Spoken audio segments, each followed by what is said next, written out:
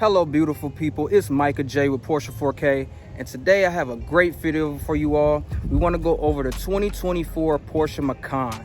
So there's a lot going on with this vehicle. I want to give you the ins, the outs, and hopefully by the end of this video you'll be getting one yourself. Stay tuned. For the all-new 2024 Porsche Macan, we have an all-new front fascia that is honestly outstanding. It looks a lot better than the previous generations.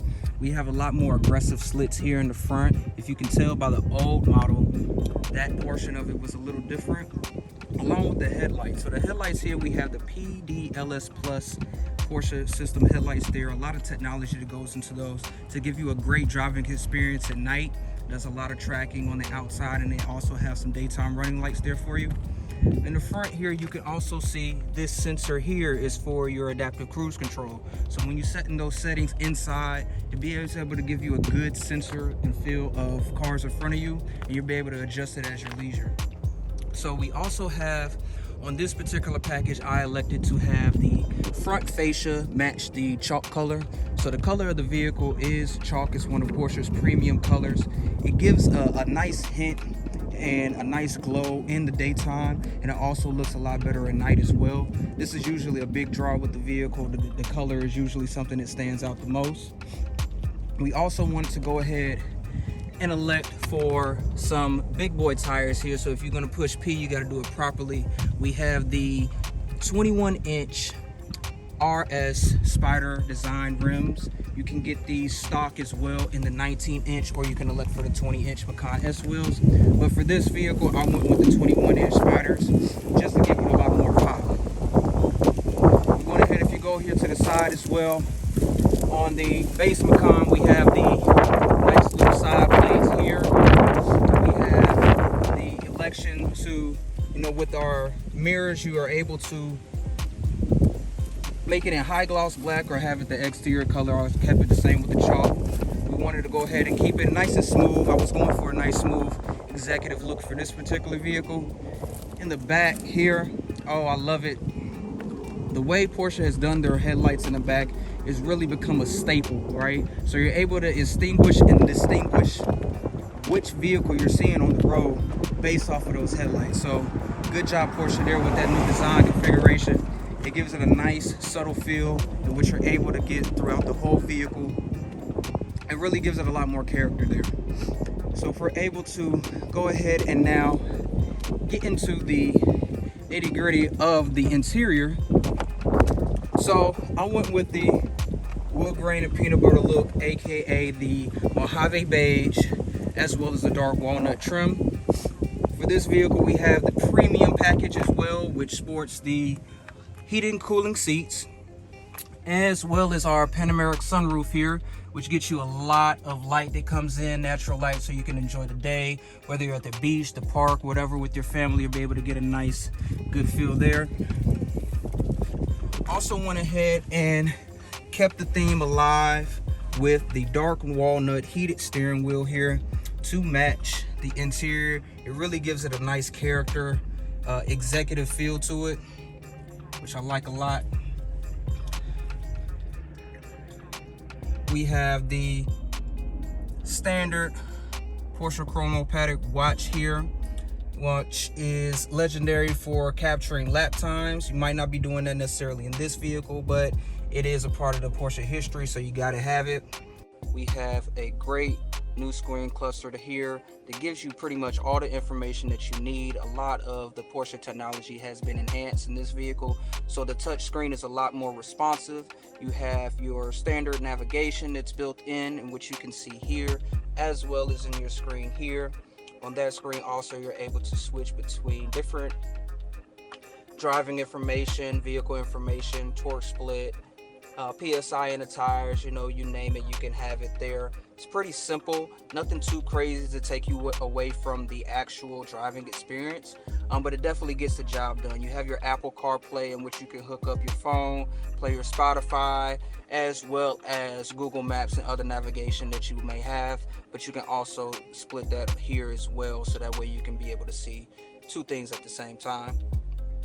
We have our 7-speed PDK here, classic Porsche design there. We have a lot of buttons here on this screen, were in previous or older generation Macans and Cayennes, but they have elected to go ahead and make this more of a haptic feedback touchscreen feel. To me, it's a little bit more trim. It gives it a little bit more vibe to it, as opposed to all the buttons. Now the button look, I know a lot of people liked it, they didn't like it, so I think this is a good change of pace for it. You have your normal sport mode here.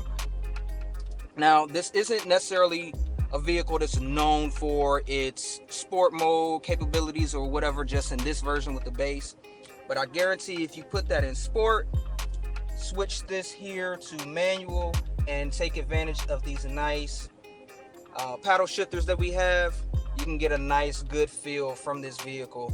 Nice spirited drive to give you something a little bit different from your day-to-day. With the premium package as well, you have your 14-way seating option, which you are able to adjust and save your options here. So if you and the wife or other people are in the car with you, you're able to switch to your different modes. That way you can get the most comfort out of it. If we go here, you have a charger, extra charger that you can plug in and get some more juice there. Every other port that's in the vehicle is USB-C, so if you are a little behind in regards to the technology piece, you may need to get a particular adapter in order for that to take advantage.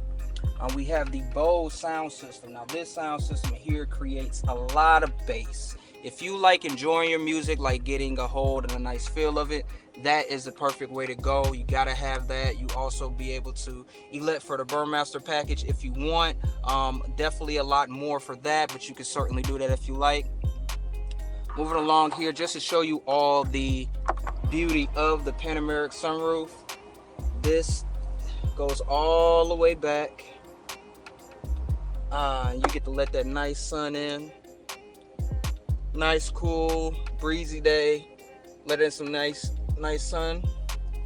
It's not too crazy in the back. Actually, we'll go in the back there, show you all what it looks like.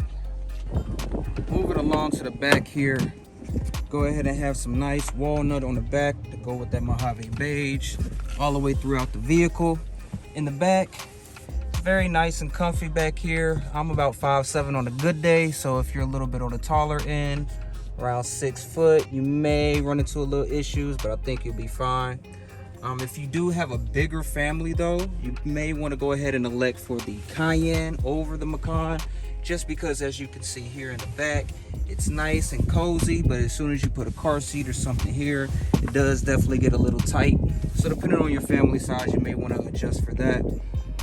The back as well also sports this nice armrest along with a double cup holder. So if you want to come back here and get nice and escorted around, chauffeured, you have a nice ability to do so here. And it is also climate controlled back here, so you get to ventilation of the heated seats as well. And you also have 2 USB-C ports there for you.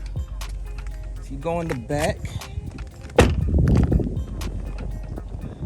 see what the trunk's all about. So able to open that there, pressing that button up under the wiper blade, but you can see back here you have nice space, nice good amount of things. I've been able to move a lot throughout here. I've had the dog in the car, I've moved across state, packed it up to the hilt, and had plenty of room. You see under here you have your weird looking spare tire. Hopefully you never have to use that, but if you do, you have that in the jack system there for ease of use.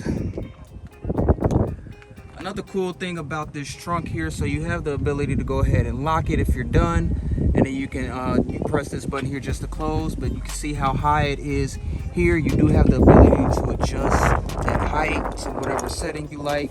You can save it there, and if you go ahead and press that button to hold, it'll lock that.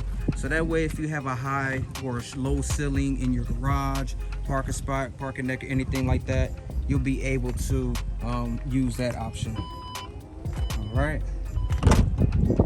So all in all, for a 261 horsepower, top speed of 144 miles per hour, 0 to 60 in about 6 seconds for base model Macan, I think it's pretty good.